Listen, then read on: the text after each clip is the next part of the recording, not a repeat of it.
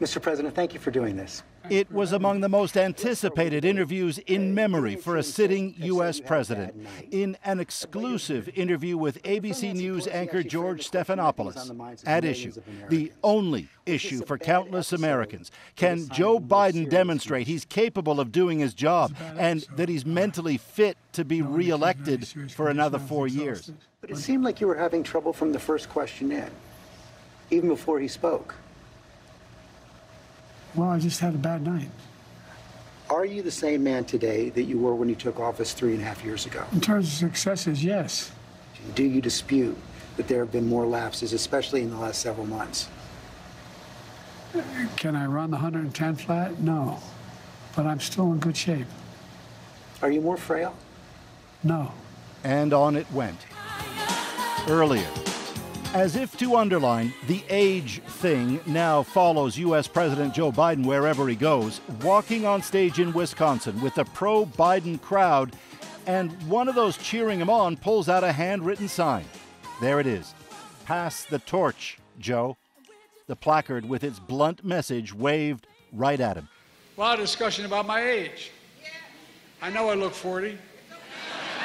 Biden is in crisis mode. His campaign for re-election seen by so many as in shambles President Biden, ever since that debate last week with former President Donald Trump, in which at times Biden seemed to full-on lose his train of thought. Everything we have to do with, look.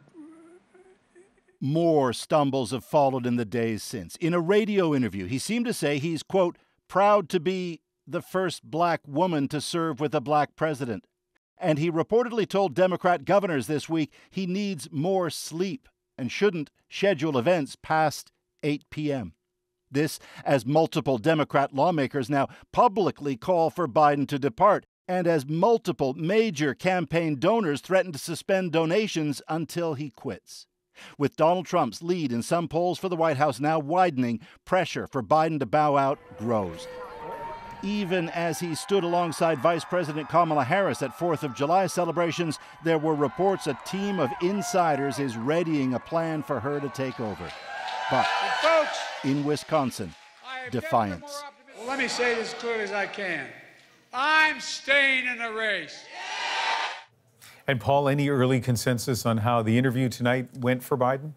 Well, the early consensus seems to be probably not, though Joe Biden himself might dispute that. I think it's fair to say Biden seems to believe in himself more than fellow Democrats now believe in him, and that he believes his past, that he beat Trump in 2020, is proof he can do it again. Biden didn't stumble in the interview the way he has recently, but again, I think it's fair to say neither did he grab the reins and rise to show evidence that he has the energy and acuity to calm all the naysayers. And, of course, all of this with a looming election Democrats are framing as among the highest stakes ever, and with reports now that a key Democrat senator is gathering other senators for a heart-to-heart with Biden at the White House to tell him to step aside. One takeaway from Joe Biden with this interview is that he wants no part of that, Ian.